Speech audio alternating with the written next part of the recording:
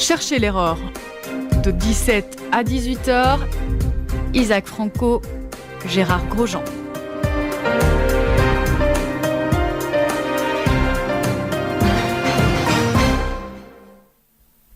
Bien, bonsoir chers auditeurs, Isaac Franco et Gérard Grosjean sont heureux de vous retrouver pour chercher l'erreur ensemble. Et ce soir, nous allons commencer par une commémoration. Voilà. Une célébration. Bonsoir Isaac, bonsoir. Une célébration. Oui, une voilà, célébration, oui. Et c'est la raison pour laquelle son plaisir. Nous avions commencé cette émission avec cette chanson qui célèbre la ville de Jérusalem. La ville juive par excellence, qui, il y a 48 ans, c'était le 7 juin 1967, était enfin libérée. Les quartiers orientaux de la capitale israélienne étaient, comme vous le savez tous, occupés illégalement par la monarchie jordanienne, qui occupait les lieux de 1948, depuis la guerre d'indépendance jusqu'à ce fameux 7 juin 1967. Nous célébrons donc la libération, quoi qu'en dise le monde, la libération et la réunion de Jérusalem, qui allait précéder de 14 ans son annexion définitive sur le plan politique et sa consécration comme capitale unie, indivisible et éternelle de l'État juif. Oui, il faut rappeler que cette annexion illégale de la Jordanie avait même été contestée par les Alliés. Il y a même une éviction de la Jordanie de la Ligue arabe qui a eu lieu à la demande de la Syrie, l'Égypte, du Liban. Parce que eux-mêmes contestaient cette annexion. Et puis, à la suite de tractations plus ou moins sombres, finalement, même les Américains et le Royaume-Uni ont fini par reconnaître l'annexion de la bande rive occidentale du Jourdain et de Jérusalem. Donc, prétendre que Israël est un État occupant sur Jérusalem, c'est encore une erreur historique doublement perverse. C'est plus qu'une erreur historique. C'est plus qu'une erreur historique. Je me permets de vous interrompre là. C'est une grossièreté. C'est quelque chose. C'est parfaitement saugrenu. C'est grotesque. C'est la chose la plus grotesque qu'on puisse dire d'un juif qui se trouverait à Jérusalem, qu'il est un occupant, qu'il est un colon dans quelque arpent que ce soit de la capitale de cette ville de Jérusalem. Le monde peut ne pas comprendre, le monde peut ne pas accepter l'idée que les Juifs soient revenus à Jérusalem, qu'ils soient revenus dans ce lieu d'où on les avait expulsés il y a de cela 2 millénaires. Ça peut leur occasionner une blessure narcissique indépassable et inguérissable. Tout cela est possible. Il se trouve que qualifier un juif de colon dans quelque endroit que ce soit de Jérusalem est une imposture, est une insulte à l'intelligence. Cette insulte à l'intelligence, il faudra bien qu'il s'en fasse une raison, parce qu'il est évident que s'il y a un point qui n'est pas négociable pour les Israéliens lorsqu'il s'agira tôt ou tard de s'asseoir avec les Palestiniens pour discuter de l'émergence d'un État pour eux, il y a un point qui n'est pas négociable, c'est une évidence, c'est la réunion, la libération de Jérusalem. D'ailleurs, c'est un point commun qui est unique, par exemple, dans la composition du cabinet israélien actuellement, et même de l'opposition, puisque même Herzog et Yair Lapid sont tout à fait d'accord sur l'indivisibilité de la ville de Jérusalem. C'est également l'absurdité qu'on entend de temps en temps, tentative de rejudaïsation d'Israël. C'est véritablement un crime contre l'esprit que de vouloir utiliser de tels termes. C'est un crime contre l'esprit, c'est un crime contre la langue, c'est un crime contre l'histoire, c'est un crime contre la justice, comme de dire qu'un juif est un colon en Judée, Judée, comme si un juif qui rentre chez lui pouvait être un étranger sur sa propre terre. Maintenant, ça ne veut pas dire que sur un plan politique, il ne faudra pas un jour, peut-être, que Israël fasse des sacrifices sur une terre sur laquelle elle peut témoigner de ses droits légitime, ça c'est possible, qu'il faille demain peut-être faire des sacrifices en termes territoriaux pour permettre l'émergence d'un État palestinien, tout cela est possible, mais cela ne sera possible qu'à partir du moment où les Israéliens et les Juifs affirment leurs droits, leurs revendications sur ces territoires, quitte à les abandonner, ne fût-ce que pour faire comprendre aux Palestiniens et par-delà les Palestiniens les Arabes,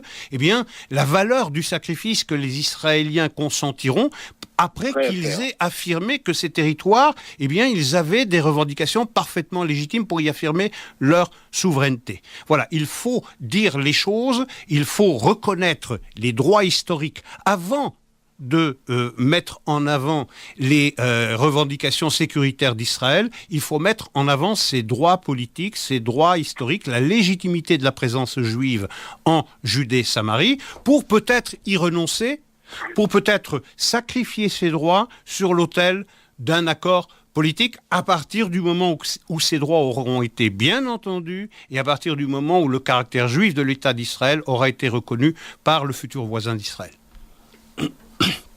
Voilà donc les choses qui sont posées clairement, et je crois qu'il est un peu dommage que dans la presse tant internationale que même israélienne, cette célébration est mise en veilleuse, en sourdine. On entend très peu parler justement de cette réunification de la ville de Jérusalem, qui a coûté tant de vies aux soldats israéliens, parce que c'est des combats acharnés qui se sont déroulés dans cette partie. Ça a permis également, il ne faut pas oublier, de reconstituer la liberté de culte de toutes les religions présentes à Jérusalem, ce qui n'était pas le cas sous l'occupation jordanienne, cette parenthèse de 18 années. N'oublions pas que pendant cette occupation jordanienne, tous les vestiges du mur occidental étaient devenus des latrines, qu'on utilisait les monuments funéraires comme des latrines. C'était véritablement quelque chose qui était effarant, et avec interdiction aux Juifs de monter prier sur le mont du Temple. Alors, il y a une chose sur laquelle je voudrais rebondir de ce que vous disiez, Gérard, c'est cette espèce de silence qui a accompagné le 48e anniversaire de cette guerre des 6 jours qui a commencé le 5 juin. Côté israélien, c'est peut-être dû au fait que désormais c'est intégré dans la psyché collective, dans la psyché nationale. Le pays, il est devenu ce qu'il est devenu. Jérusalem a été réunifié. Tout cela relève désormais du registre de l'évidence et de la normalité. On n'a plus besoin de le souligner parce que c'est normal. C'est ainsi qu'on vit et c'est ainsi qu'on continuera à vivre. En revanche, lorsqu'on sort des frontières israéliennes, cette conspiration du silence, elle n'est pas innocente du tout. Il s'agit par le silence qui entoure cette guerre, cette volonté totalement délibérée de ne rien en dire, de ne pas rappeler ce qui s'est passé du 5 juin au 11 juin 1967, elle participe d'une volonté d'effacer dans la mémoire des gens, de nos contemporains, ce qui s'est passé, cette guerre qui a été imposée à Israël et qui a changé le monde et qui a permis aux Israéliens, aux Juifs, de se réapproprier la Judée-Samarie et avant tout Jérusalem. Il s'agit de l'effacer des mémoires. Il s'agit de faire en sorte que cette chose-là, ces 6 jours, ne soient jamais arrivés. Il s'agit par ce silence, d'effacer les dividendes légitimes de cette guerre qui a été imposée à Israël. Il s'agit de dire à tout le monde, voilà, cette guerre n'est pas arrivée, cette défaite des Arabes, cette déroute, cette débâcle, n'est pas arrivée, et cette victoire qui consacre le droit d'Israël n'est pas arrivée non plus. Il s'agit de n'en pas parler,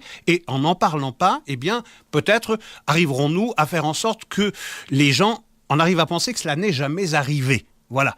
Et que cette guerre-là est quelque chose qu'il faut effacer par le silence. Et tout le monde s'applique à cela. Tout le monde s'applique avec beaucoup de constance. Il ne faut rien dire de la guerre des 6 jours, une guerre qui pourtant a changé le monde, puisque on se rappellera qu'elle était un peu l'antichambre, l'hors-d'œuvre de la guerre qui allait suivre 6 ans plus tard, qui était la guerre du Kippour, qui allait provoquer cette explosion des prix du pétrole, qui allait plonger le monde occidental dans la crise économique, de laquelle nous ne sommes jamais vraiment sortis. Donc, c'est pourtant hallucinant.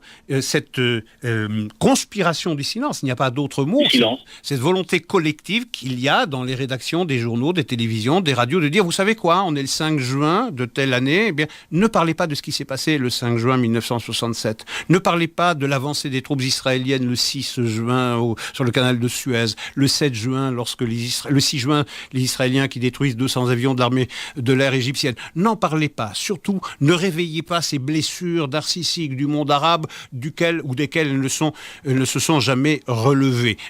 Taisons cela. Ne pas en parler, ça revient à faire en sorte que cela n'est jamais arrivé. Voilà. Eh bien, nous, à Radio Judaïka, nous avons décidé de ne pas souscrire à cette conspiration du silence et au contraire de briser ce silence et de donner une voix à cette célébration et de dire toute la joie de la réunification de Jérusalem.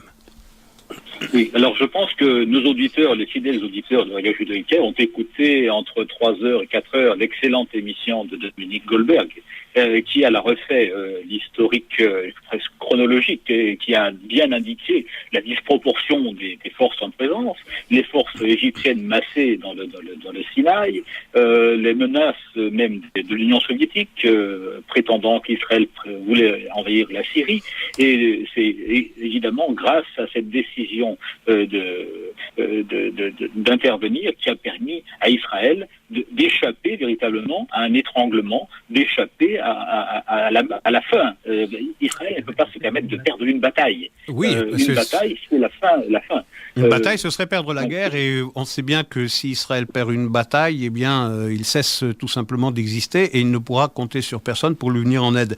Il y a une chose d'ailleurs qui est très intéressante à propos de ce 48e anniversaire, qui, on en parlait tout à l'heure hors antenne, est relativement discrète dans les journaux israéliens, sauf dans un journal, le Yediot Aharonot, qui a imprimé qui a fait si vous voulez, la substance d'un certain nombre de documents qui ont été déclassifiés et qui disent les échanges entre l'état-major israélien et le personnel politique à l'époque, et savoir qu'est-ce qui s'est passé en coulisses avant que les Israéliens ne déclenchent cette guerre préemptive qui leur a été imposée pour éviter l'anéantissement. Et on voit les points de contact qu'il peut y avoir lorsqu'on lit ces documents déclassifiés, lorsque l'état-major faisait l'apologie, si vous voulez, d'une action aussi rapide que possible. Surtout ne pas retarder, le plus vite on agira, le mieux ce sera. Et le personnel politique qui freinait des quatre fers et qui disait, attention, il faut s'assurer que nos amis, en particulier notre allié américain, n'en prendra pas trop ombrage et continuera de nous couvrir sur le plan diplomatique et politique. Et on voit... Il tiendra en cas de malheur. Voilà, c'est ça. Et est-ce que nous serons condamnés par le monde entier ? Est-ce que les Américains nous condamneront ? Et on voit les points de contact avec certainement un même débat qui agite aujourd'hui les Israéliens à propos de l'Iran. À propos de l'Iran, avec certainement un état-major qui dit au personnel politique, bien, nous avons nos plans, nous sommes prêts, nous pouvons agir, nous attendons un feu vert, et du côté politique, eh bien, ces mêmes réticences, ces mêmes freins liés à l'aspect politique d'une intervention militaire israélienne qui, mettrait Israël au banc de l'humanité, puisque, à n'en pas douter, il serait condamné par tout le monde, en ce compris l'allié américain. On se rappellera qu'en 1981, lorsque les Israéliens ont détruit le réacteur nucléaire irakien de Osirak, tout le monde avait condamné, en ce compris l'administration républicaine de Ronald Reagan, et même chose en 2007 lorsque les Israéliens s'en sont pris au programme nucléaire syrien. On ose penser, d'ailleurs, c'est une petite incise, une toute petite parenthèse, on ose penser à ce qui serait arrivé si Israël n'avait pas détruit Osirak qui se trouve dans la province d'Al-Anbar, la province de l'Anbar, qui est actuellement occupée par l'État islamique. Et il en est de même, d'ailleurs, de réacteurs nucléaires syriens qui ont été détruits en 2007, territoire également occupé présentement par l'État islamique.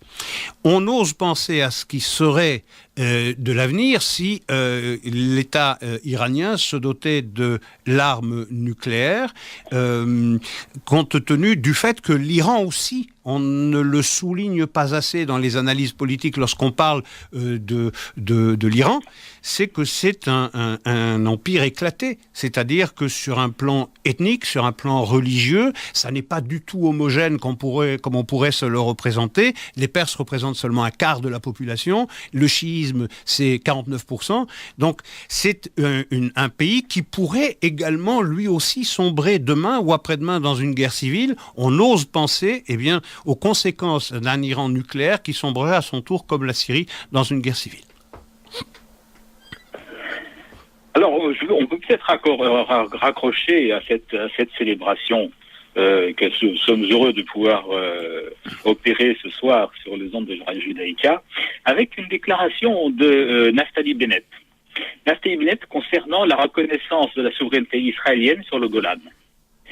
Et c'est assez éclairant votre parallèle que vous venez de faire, justement avec ces endroits qui sont maintenant sous domination effective de l'État islamique. Naftali Bennett dit, mais écoutez, certains nous demandent de restituer le Golan. Mais à qui va-t-on restituer le Golan? À Damas, Bachar el-Assad. Il n'a plus aucune souveraineté sur ce Golan. Effectivement, il est absent. Est-ce qu'on va le restituer alors à ce moment-là à l'État islamique? Pourquoi pas, puisqu'ils sont présents. On va le restituer à l'Iran, qui est également présent sur le bord du Golan. Est-ce qu'on veut le restituer aux djihadistes ou à l'armée rebelle syrienne? Il n'y a pas personne qui puisse garantir que cette partie de territoire, une fois restituée, éventuellement, ne devienne pas immédiatement un terrain d'affrontement et une base avancée. Rappelons que le Golan a été annexé pour éviter que les agriculteurs de la vallée qui se trouve en dessous du Golan ne soient tués quotidiennement, attaqués quotidiennement, et que c'était véritablement un tir au pigeon, comme à la foire foraine, pour les Syriens qui étaient embusqués sur le Golan. Alors je crois que légalement le Golan a été annexé. C'est une fête en 1981. Et les hauteurs de Golan ont été formellement annexées à l'État d'Israël. C'est un état de fait. Et maintenant, vouloir remettre en question cette souveraineté sur le Golan, c'est quelque chose de totalement absurde. Et je crois qu'il faut que les choses soient consignées, qu'elles soient bien marquées, et que l'État d'Israël reste ferme sur ce point. Alors, l'État d'Israël restera ferme. C'est une annexion qui ne peut être défaite qu'avec une majorité à la Knesset qui est qualifiée de 80. Une nouvelle loi. Voilà, puisque désormais, il faut en passer par une majorité qualifiée de 80 sièges sur 120 pour pouvoir défaire cette loi d'annexion ou en passer par un référendum. Donc, les Israéliens continueront d'affirmer leur souveraineté sur le Golan annexé en 1981, pendant que la communauté internationale continuera de dire, envers et contre tout, contre vents et marées, que c'est un territoire occupé qu'il conviendra de relâcher. Mais vous avez parfaitement raison de rappeler l'inanité de cet appel de la communauté internationale fait à Israël de abandonner ce territoire du Golan, lorsqu'on pense à ce qu'il serait advenu de ces hectares s'ils avaient été relâchés par Israël dans le cadre d'un accord avec Damas. Aujourd'hui, la Syrie est en train de se désintégrer.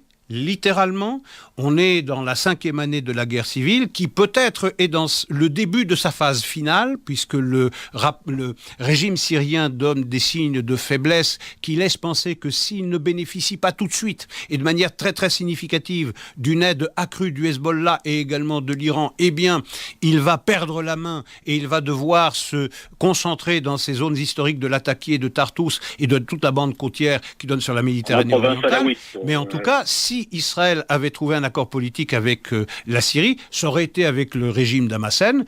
Et que serait-il arrivé de cet accord? Du papier ou des accords inscrits sur du sable? C'est ça la réalité du Proche et du Moyen-Orient. C'est un univers extrêmement hostile, volatile, et dont l'hostilité et le caractère volatile a été accentué par ce qu'on a appelé improprement les printemps arabes, qui aujourd'hui ont débouché en Syrie sur cette guerre civile qui n'en finit pas de survivre à elle-même. Voilà ce qui serait arrivé. C'est une occupation, soit, vous le disiez tout à l'heure, par Al-Nusra, soit par l'État islamique, soit directement par l'Iran.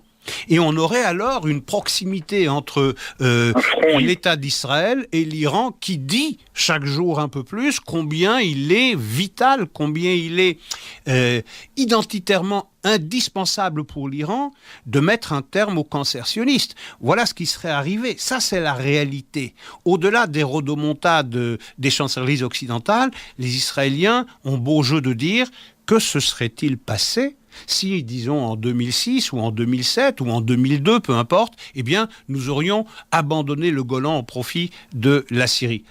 La Syrie qui est en train de tomber en morceaux, qui l'occuperait aujourd'hui? Qui garantirait la sécurité des Israéliens? Absolument personne. C'est cette réalité qui doit décider Jérusalem à garder ce territoire. Cette réalité s'ajoute, si l'on veut faire le lien, à la menace récurrente et immédiate du nombre de missiles du Hezbollah qui sont pointés sur Israël.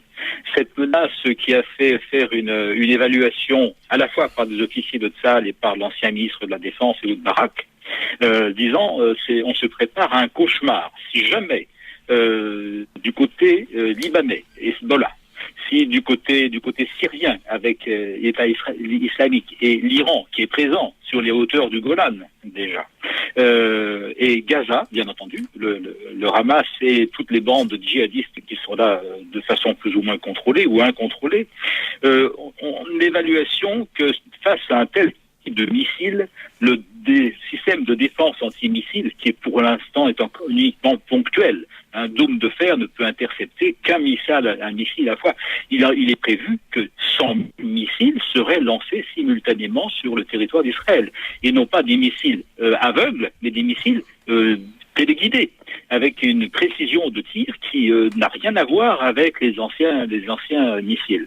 Et qui peuvent atteindre évidemment toutes les villes d'Israël, que ce soit Jérusalem, Tel Aviv et le nord Haïfa. Cette évaluation a été faite et l'ancien ministre Ehud Barak a dit on ne peut pas faire face à ces défis en déployant dans tous les endroits des systèmes antimissiles. Alors, c'est des choses très coûteuses, il faut se préparer et il dénonce un défaut de préparation à ce stade contre une telle offensive généralisée et hors de proportion avec tout ce qui s'est passé dans le passé. Je ne suis pas sûr qu'on aura le temps de développer ce sujet qui est ô combien important avant le rappel des titres de 17h30, mais en tout cas, c'est vrai qu'on discute beaucoup en Israël de cette menace posée par le Hezbollah et son arsenal d'une centaine de milliers de vecteurs. Ils sont pas tous des missiles de haute précision, mais en tout cas, c'est une puissance de feu considérable qui ferait peser une menace très significative sur Israël. Et on discute beaucoup dans les états-majors de l'éventualité d'une guerre préemptive. On sait que le Hezbollah est particulièrement occupé à essayer de sauver les fesses du dictateur syrien, puisqu'il y a pour l'instant 6000 combattants miliciens du Hezbollah et il pourrait être porté ce nombre à 8000. Et il est question même pour les Iraniens d'envoyer un contingent supplémentaire que l'on chiffre entre 7 et 15 000 hommes supplémentaires parce que le régime de Damas est littéralement sur le point de s'effondrer et on sait que pour l'Iran c'est une option qui n'est pas envisageable puisque l'Iran a à cœur d'instaurer un croissant chiite qui partirait de sa frontière occidentale jusqu'à la Méditerranée orientale. Il est 17h30, on s'arrête et on se retrouve dans 1 minute exactement. Tout de suite, Gérard. Bonsoir à tous, vous écoutez Judaïka et voici les titres de l'actualité qui seront développés dans le journal de 18h. L'ancien président français Nicolas Sarkozy a déclaré à Jérusalem que tout boycott d'Israël était inadmissible, intervenant dans le débat qui domine l'agenda politique israélien et implique le groupe français de téléphonie Orange. Nous aurons dans le journal l'analyse d'Isaac Franco, notre analyste politique sur Radio Judaïka. La Turquie est entrée en période de turbulence au lendemain du cuisant revers essuyé aux élections législatives par le parti du président islamo-conservateur Recep Tayyip Erdogan et de l'arrivée au Parlement des Kurdes du HDP. Les dirigeants du G7 se sont dit prêts à renforcer leurs sanctions contre la Russie si Moscou continue à bafouer les accords de paix signés à Minsk et soutenir les séparatistes pro-russes en Ukraine. Et enfin, chez nous, 21 perquisitions ont été menées simultanément dans le cadre de 2 enquêtes en matière de terrorisme visant le milieu djihadiste tchétchène, indique le parquet fédéral. C'est tout pour les titres, on se retrouve à 18h pour le journal et tout de suite, c'est la suite de Chercher l'erreur sur Judaïka.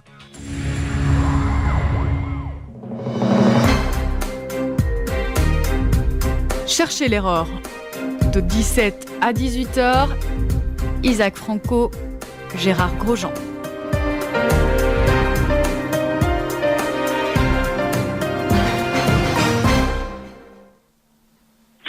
Bien, peut-être avant de prendre le prochain sujet, je voudrais revenir un instant sur la déclaration d'Ehud Barak. Ehud Barak, qui a dit, et je cite ce qu'il a dit, notre rival est sérieux, en parlant justement de la menace Hezbollah, Hamas, etc., et État islamique, et nous n'avons pas de place pour la suffisance sur aucun front. C'est évidemment, je crois, un rappel à une tentation d'Israéliens de dire mais nous sommes une supériorité, quelque chose qui va de soi, et puis cette suffisance est donnée par Dieu, pourquoi pas. Et voilà, donc il faut absolument que Israël se prépare à cette menace. Il n'y a pas que la menace iranienne, il n'y a pas que la menace BDS, il n'y a pas que la menace intérieure. Et il faut absolument que Israël prenne à bras le corps ce problème et se prépare à traiter la question. Voilà. Alors, je voudrais prolonger votre réflexion et pour dire que, encore une fois, nous parlions de la guerre des 6 jours de 1967. Celui qui a choisi le moment de l'attaque préemptive, en l'occurrence Israël, a eu un avantage considérable, sinon décisif. On risque bien de se retrouver dans le même scénario avec le Hezbollah qui fait peser sur Israël une menace dont vous disiez tout à l'heure très justement que ces moyens de défense actuels, les dômes de fer, ne peuvent suffire pour parer la menace posée par le lancement simultané de plusieurs milliers de vecteurs. C'est impossible à gérer sur un plan électronique et donc il y aurait des dégâts considérables.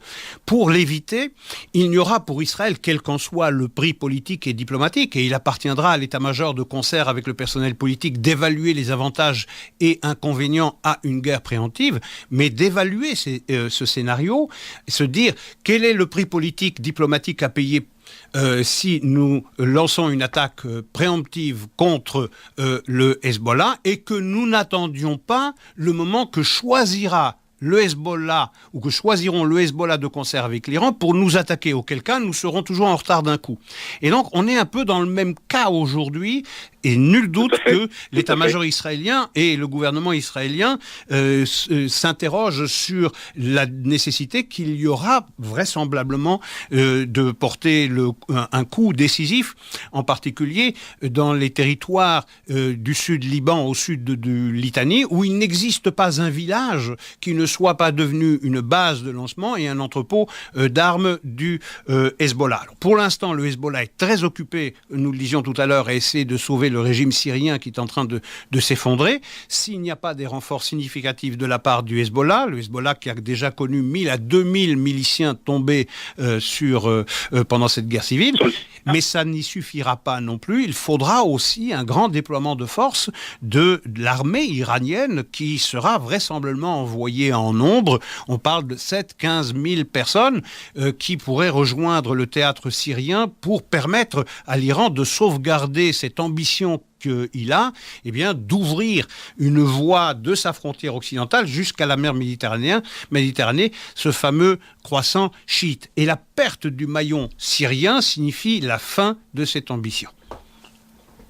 Alors, je crois également qu'il ne faut pas exagérer la faiblesse relative du Hezbollah du fait de son engagement sur le terrain en Syrie et des pertes énormes qu'il a déjà consenties. Il ne faut pas exagérer non plus la volonté tant du Hezbollah que du Hamas d'en découdre actuellement avec Israël. Donc on prend des précautions énormes lorsqu'on fait un exercice de défense passive. On avertit ces deux opposants, ces deux ennemis à l'avance pour ne pas qu'ils prennent qu'ils ne prennent pas l'argument qu'Israël veut les attaquer. Mais je crois qu'il faut véritablement se préparer à toutes les hypothèses, y compris les plus audacieuses. Alors, le Hezbollah n'est aussi fort soit-il. Désormais, on parle toujours d'une organisation terroriste. C'est bien plus qu'une organisation terroriste, c'est une armée terroriste. C'est une armée. C'est peut-être une des plus puissantes armées de la région, bien évidemment, après l'armée israélienne. Mais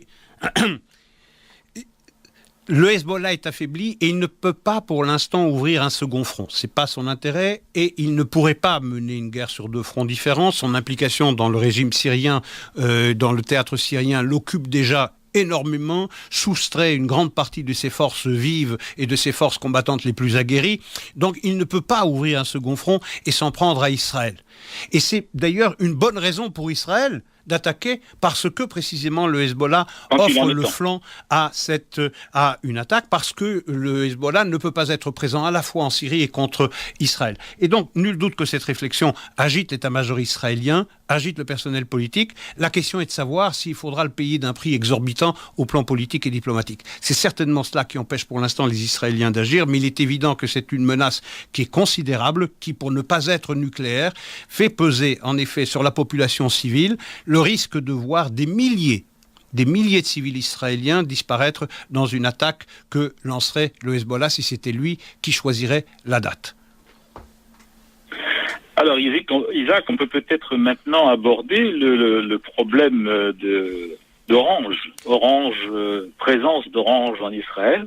Vous êtes un expert en la matière maintenant, et on a entendu que tout et n'importe quoi. Le PDG d'Orange, le dénommé Richard, a fait des déclarations. La première, évidemment, qui était un coup de tonnerre dans le ciel depuis le Caire, où évidemment il a annoncé son intention de quitter au plus vite Israël, des rétro-satanas, et de rompre même le contrat qui le lie avec un partenaire israélien, la compagnie Partner.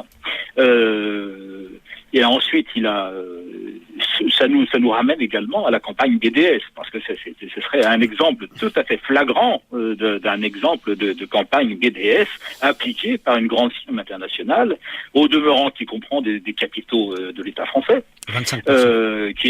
Qui implique évidemment les relations internationales entre la France et Israël. Et puis ce brave Richard, je mets brave entre guillemets bien entendu, ensuite a fait marche arrière, un rétropédalage.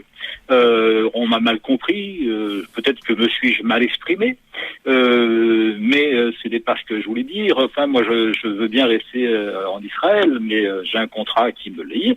Et maintenant il a souhaité rencontrer à Paris l'ambassadeur d'Israël, ce à quoi Benjamin Netanyahou s'est fortement opposé. Il a dit non, maintenant, s'il veut s'expliquer, qu'il vienne en Israël pour le faire. Et on l'attend d'un jour à l'autre en Israël pour qu'il puisse s'expliquer franchement sur le fond de sa pensée et sur la forme de sa pensée.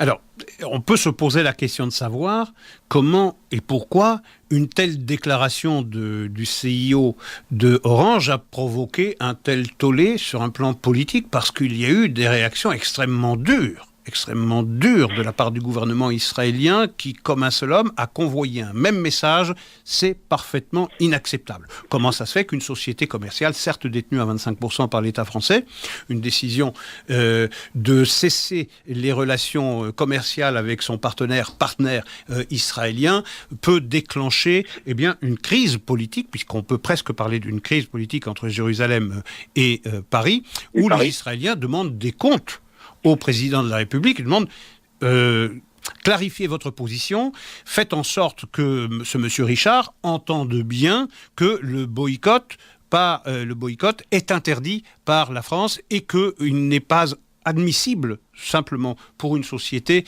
d'en faire la promotion. Alors pourquoi ? Simplement parce que Orange, c'est un global player. C'est une de ces marques qui, de l'est à l'ouest de la planète, du nord au sud de la planète, évoque quelque chose à tout le monde. C'est un des labels, une des marques de la modernité, de la communication. C'est un géant de la communication qui, si vous voulez, est un peu l'illustration de la modernité par excellence. Alors qu'un tel géant décide de boycotter pour des raisons plus ou moins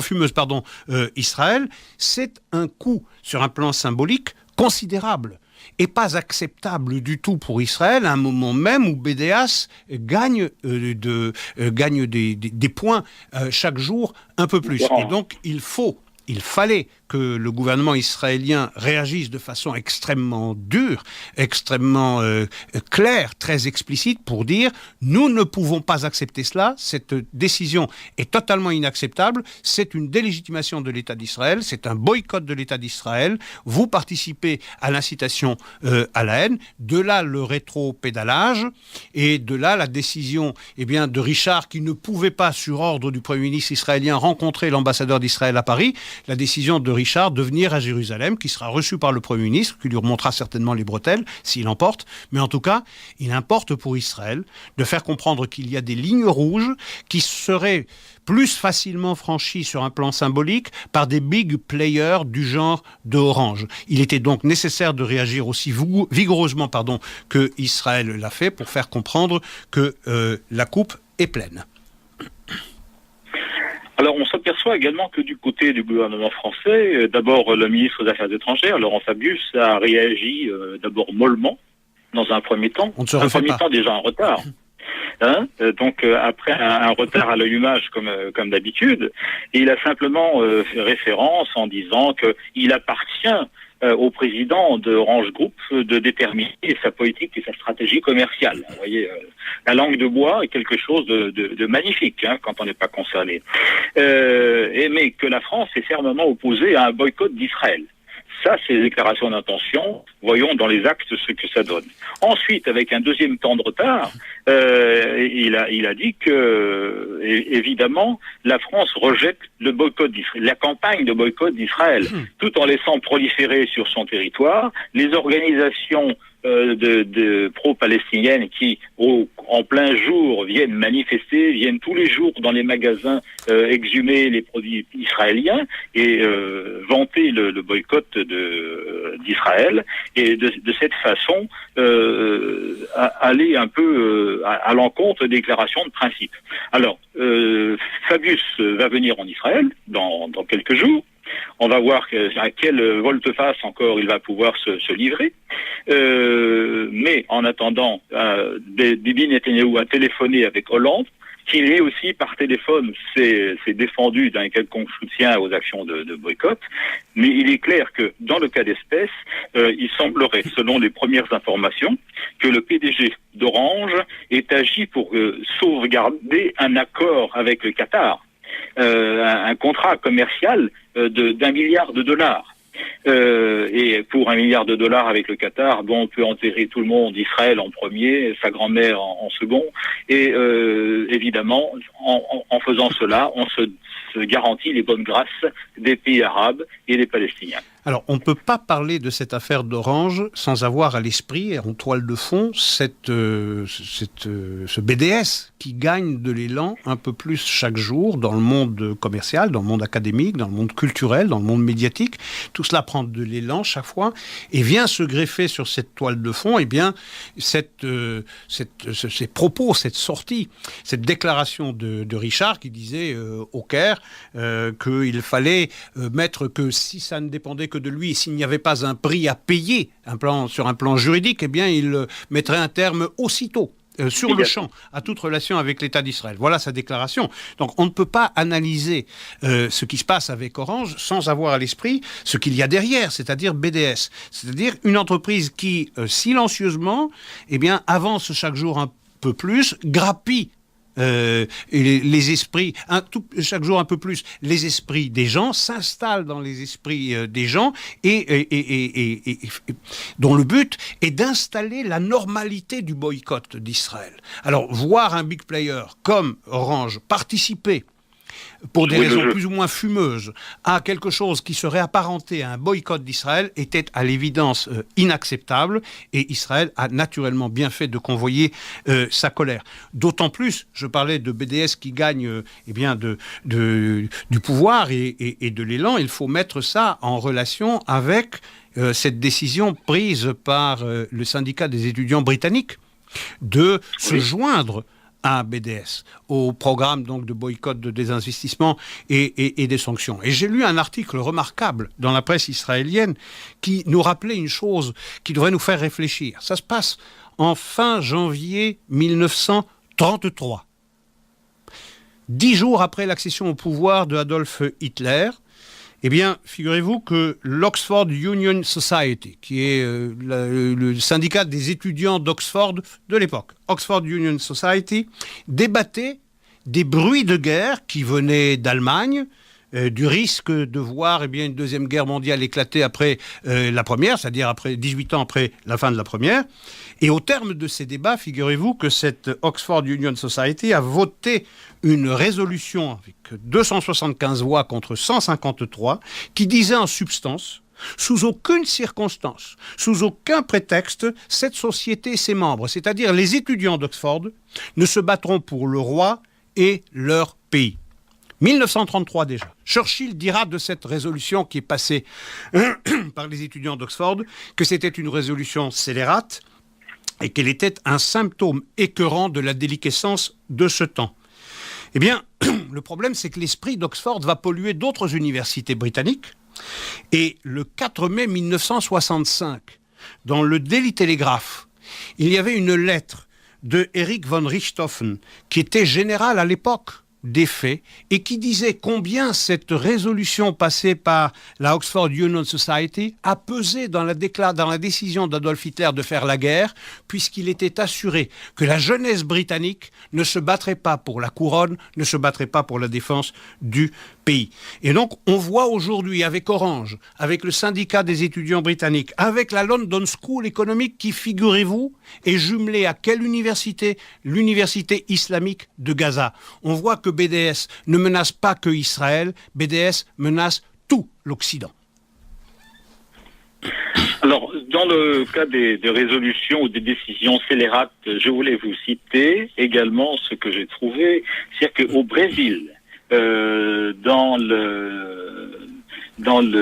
l'université fédérale de Santa Maria, dans le sud du Brésil, le vice-doyen, qui s'appelle José Fernando Schlosser, c'est un vague consonance d'ancien nazi établi en Amérique du Sud, n'est-ce pas, a lancé un appel dans un dépliant qu'il a fait distribuer, demandant d'envoyer en urgence aux étudiants et aux professeurs des informations sur la présence éventuelle d'étudiants ou d'enseignements israéliens dans les programmes de 3e cycle.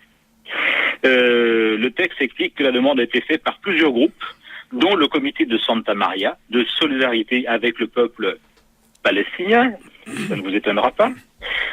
Selon l'université, la demande est basée sur la loi de 2012 de liberté d'information, qui ordonne aux institutions publiques de fournir des informations aux citoyens intéressés. Une plainte pénale qui était issue contre Schlosser pour incitation à la discrimination fondée sur la race, la couleur, l'origine ethnique, la religion ou l'appartenance nationale. Et dans une déclaration aux médias, le doyen de l'université, Paulo Alfonso Burman, encore un nom consonance curieusement germanique, a soutenu son numéro 2 en affirmant que 5 groupes ont demandé la liste des juifs et que c'est en conformité avec la loi. Voilà, ce qui peut donner des frissons à tous ceux qui pensent que c'est limité, je dirais, aux excités britanniques, aux excités palestiniens. On voit que le Brésil a également succombé au charme de ces antisémites. On voit surtout que l'antisémitisme, le nouveau, celui qui a muté, celui qui désormais a substitué l'État juif à l'individu juif, eh bien ce nouvel antisémitisme se dégourdit les jambes, s'éclaircit la voie et reprend possession de l'espace public, et que ce qui a changé, c'est la recréation de l'État d'Israël, et qu'il faut que celui-ci soit plus fort que jamais pour assurer la sécurité non seulement des Juifs qui y vivent, mais également veiller à faire en sorte que tous les gouvernements de pays où vivent des Juifs en diaspora remplissent le rôle de garant de leur sécurité. Alors j'ai encore une information à vous livrer dont le côté cocasse m'a fait sourire quand même. Rappelez-vous qu'à la FIFA, après le Big Bang de la démission, avant le Big Bang de la démission de Sepp Blatter, lors des élections, pour la réélection de Sepp Blatter à cette même présidence, la délégation palestinienne conduite par le tristement célèbre Djibril Rajoub, de nationalité jordanienne, rappelons-le, a voté contre la candidature du prince jordanien, du prince Ali, qui se présentait contre Sepp Blatter. Que pensez-vous que le roi de Jordanie a pensé, Pas bien. a ressenti? Je crois qu'il était fort mari de cette manque de reconnaissance, de ce coup de pied de l'âne, et il a immédiatement déclaré que Djibril Rajoub était persona non grata en Jordanie, ce qui est gênant pour quelqu'un qui a un passeport jordanien. Il a également menacé que Mahmoud Abbas lui-même pourrait se suspendre ou retirer son passeport jordanien. À la suite de quoi, Mahmoud Abbas a pris immédiatement le premier avion pour Amman, pour aller à Canossa. Mais à ce stade, aujourd'hui encore, le différend n'est certainement pas réglé. Et voilà la menace qui pèse sur tous les dirigeants palestiniens, soi-disant palestiniens, mais en fait jordaniens, de se voir retirer leur nationalité pour un manque de discernement dans les choix politiques. Ils n'ont jamais eu de chance avec les choix qu'ils ont faits. Ils ont toujours fait le mauvais choix. Voilà encore un exemple de plus. Tout à fait. Je voudrais qu'on s'intéresse un tout petit peu à cette rencontre qui a eu lieu jeudi. Jeudi dernier, il y a donc 3 jours de cela, à Washington, entre des représentants saoudiens et des représentants israéliens. C'est la première fois que cette rencontre a lieu en public, pas la première fois que les Saoudiens et les Israéliens se rencontrent, puisque on a appris que ces 18 derniers mois, depuis que les négociations avec l'Iran et les 5+1 se sont accélérées, eh bien on a appris que les Saoudiens et les Israéliens se sont rencontrés très discrètement en Inde, également en Italie, à 5 reprises, pour discuter de cette menace iranienne qui pèse sur le destin de ces 2 pays, à la fois l'Arabie Saoudite et par extension l'ensemble des pays du Golfe, d'une part, et également Israël de l'autre. Ce qui est intéressant, c'est que les Saoudiens et les Israéliens ont décidé de concert de ne pas se cacher, de ne plus se cacher, de se retrouver et de discuter d'un danger commun, et de le faire à Washington, c'est-à-dire à quelques centaines de mètres ou à quelques kilomètres seulement de la Maison-Blanche, de 1600 Pennsylvania Avenue, pour convoyer le message à l'administration américaine: vous nous avez laissé tomber, vous allez asseoir l'Iran, vous allez placer l'Iran dans une posture de maître de la région, nous ne l'acceptons pas, voilà, d'hégémonie,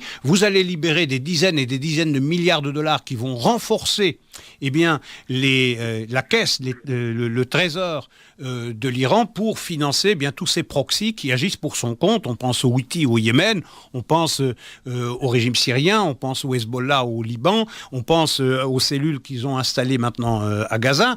Donc tout cela fait peser sur nous une menace que nous ne pouvons pas accepter. Nous allons nous rencontrer et étudier cela ensemble. Nous le faisons savoir, nous nous rencontrons à Washington pour bien vous faire comprendre que si vous ne nous aidez pas à prendre des décisions qui réellement nous mettent à l'abri d'une telle menace, nous allons nous en occuper personnellement. Alors, de quoi pourrait-il s'agir? Naturellement, d'une intervention militaire, puisqu'on se rapproche de la fin du mois de juin, où, en principe, si ce délai n'est pas prorogé, en principe, on devrait avoir la signature d'un accord entre les 5+1 et l'Iran qui sera ensuite soumis à l'approbation du Congrès, lequel le validera vraisemblablement compte tenu des conditions d'opposition excessive contenu dans la résolution Corker-Menendez. Donc, il est probable que cet accord passera le jour où il sera validé et que les 5+1 le signeront en dépit des informations qui disent très clairement que l'Iran continue d'enrichir, que l'Iran continue de développer son programme nucléaire et que toutes ces informations... Aussi. Oui, tout à fait. Et donc, ça n'empêche pas les Américains de continuer dans la même voie et de dire il faut aller au bout, il faut donner à l'Iran ce rôle qu'il mérite dans la région parce que le président américain crédite le régime iranien de suffisamment de rationalité pour prendre les bonnes décisions pour assurer sa propre préservation. Et là, il y a une réflexion de fond qu'il faut ouvrir ici. C'est que si en effet on crédite le régime iranien de suffisamment de rationalité, une politique de containment de la menace iranienne suffit. Auquel cas, il faut surarmer les ennemis de l'Iran, c'est-à-dire les pays du Golfe, Arabie Saoudite en tête et Israël, pour parer la menace éventuelle de l'Iran. Ça, c'est si on crédite le régime iranien de rationalité. Mais se trouve-t-on réellement dans un tel scénario? Parce que si on se trouve dans un scénario où le régime iranien manque de rationalité, comme le régime nazi, qui a fait cette guerre pour éradiquer le peuple juif. Avant tout, c'était au centre de son projet. Et on entend dans la répétition inlassable des Iraniens de faire la guerre pour se passer une fois pour toutes du cancer sioniste, d'effacer Israël. On peut se poser la question de savoir s'il y a de la rationalité chez les dirigeants iraniens, même si le prix de cette éventuelle irrationalité serait leur survie. Parce que si c'est le cas, comme tout le laisse penser, une politique de containment n'est pas du tout appropriée. Ça n'est pas ça qu'il faut. Il faut évidemment une intervention militaire. C'est ce de quoi les Saoudiens et les Israéliens ont discuté. Il n'y a pas de doute que si vraiment les deux protagonistes sentent que l'Iran, on va lui ouvrir la voie, une voie royale vers la maîtrise du nucléaire et de l'arme atomique, les Israéliens, ensemble avec les Saoudiens, envisageront une action militaire qui est plus que jamais nécessaire, puisque nous avons désormais acquis la conviction que le seul moyen de mettre un terme à ce projet nucléaire, même s'il faudra y revenir plusieurs fois, c'est l'intervention militaire, l'option diplomatique par la faute de Barack Obama ayant lamentablement échoué. Alors justement, sur la conférence du Jerusalem Post qui s'est tenue à New York les jours précédents, le représentant de l'administration américaine, qui était Jacob Lew, s'est carrément fait huer par la foule lorsqu'il a prétendu défendre l'accord en gestation avec l'Iran que son président tient par-dessus tout à signer. Et je crois que c'est une première. On n'avait jamais vu ça dans une conférence internationale où le représentant des États-Unis se fait huer quand il veut défendre contre vents et marées quelque chose d'inacceptable. Mais je voudrais dire un mot encore peut-être des élections en Turquie.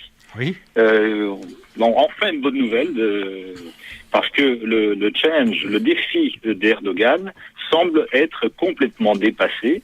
Il espérait par ces élections obtenir une majorité des 2/3 des voix au Parlement, mais malheureusement, non seulement il n'a pas atteint son objectif, mais il a perdu la majorité absolue qui lui permettait de gouverner comme un potentat sans devoir rendre des comptes à l'opposition. Je crois qu'il obtient, après cette élection, 259, son parti, le AKP, obtient 259 sièges sur 550, soit 41% des voix. Et c'est une entrée en force des partis kurdes, dont le HDP, et qui ont dépassé le seuil minimum de 10% qui permettent d'entrer dans le Parlement, le PKK également, et je crois que le président Erdogan va devoir se faire du souci pour poursuivre sa politique agressive et sa politique d'islamisation accrue de son pays, malgré son étiquette d'islamiste modéré. C'est un échec considérable, évidemment, parce qu'il ambitionnait d'avoir deux choses. D'abord, de régner seul, de continuer de régner seul, comme c'est le cas depuis 2002, de ne pas avoir à rentrer dans une coalition qui le fragiliserait, qui l'empêcherait de mener la politique qu'il entend mener. Ça, c'est le premier échec.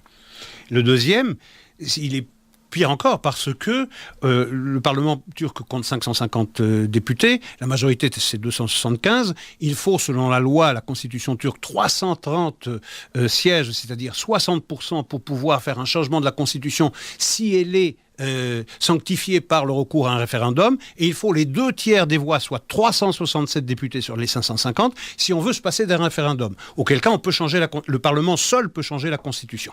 Il a échoué sur les deux plans, c'est une bonne nouvelle. Il faudra voir dans quelle mesure les 13 années au pouvoir de l'AKP n'ont pas déjà suffisamment perverti le système politique turc pour faire en sorte que même cette défaite aux élections n'empêchera pas le régime turc de continuer ses méfaits intérieurs et extérieurs. Il est 18h passé de 10 secondes, donc nous devons céder dans l'urgence l'antenne à notre ami Yannick pour les titres, et on se retrouve la semaine prochaine, Gérard. Une bonne semaine à tous et à la semaine prochaine. Au revoir.